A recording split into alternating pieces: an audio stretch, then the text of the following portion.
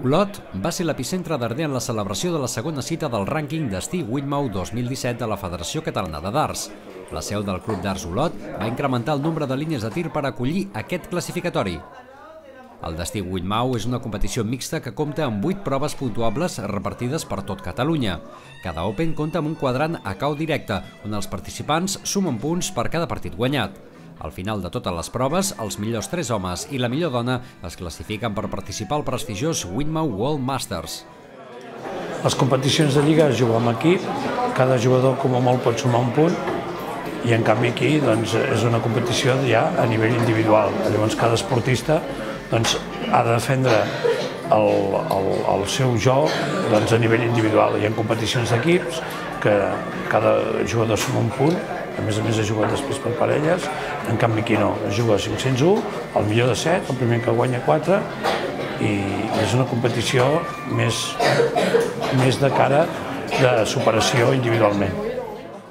El Masters Mundial és la competició de darts més antiga del món i la segona més important del calendari internacional.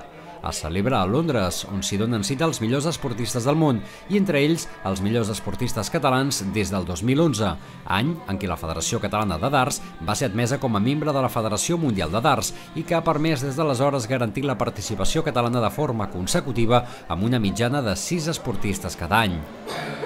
De fet, fa pocs dies que va tornar l'expedició catalana que va participar al Masters Mundial 2016.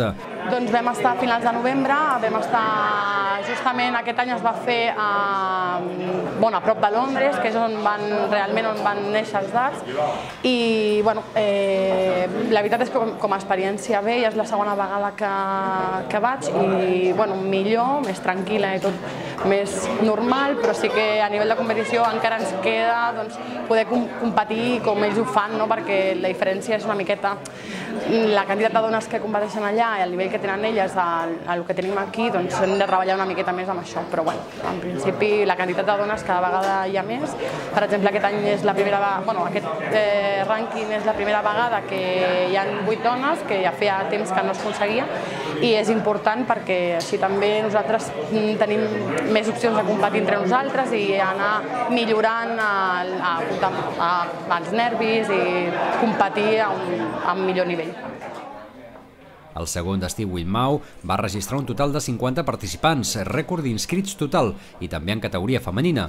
I no només en quantitat, també està assolint rècords en qualitat, ja que s'ha incrementat el nombre d'esportistes que assoleixen més tirades màximes de 180 punts.